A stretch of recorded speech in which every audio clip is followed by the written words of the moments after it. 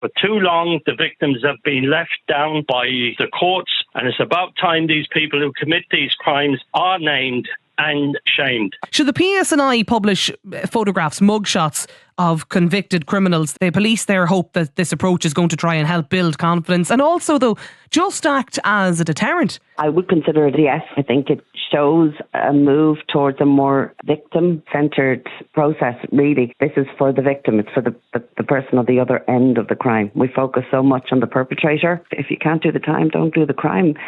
Why should your right to anonymity be protected if you have carried out some heinous crime? I don't think it makes the slightest difference, to be quite honest with you. Why, John? Well, who's actually going to look at all these photographs? Is somebody going to cut them out, download them, go through them? Not standing up for the criminals, spend 30 years locking them up. But they have been identified. They've had their day in court. The newspapers have reported on it. Are we now going to add a further penalty with a picture that goes out there? Do you think it could increase vigilantism then? I think there's a possibility of that, yeah. The problem I have with it really is many of the people who are turning up in prison services are people who, when I do their assessments, there's a very, very high level of PTSD, depression and physical or other abuse from when they were young. I think that before you even start looking at sticking photographs up, you should be looking at the early stages of some of them having been victims. Over 20 years, I have seen lives absolutely turned around. And my fear is, if their mugshots were regularly released, well, then you're into public shaming. You know the way social media works. It goes viral.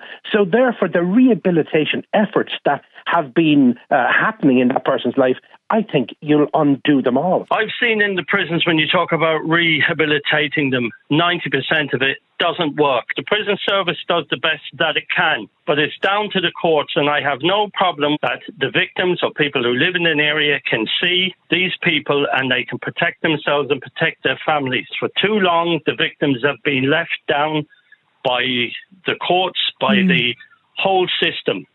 And it's about time these people who commit these crimes are named and they should be shamed. Are there any circumstances in which you wouldn't publish the photographs of somebody convicted of whatever the crime is?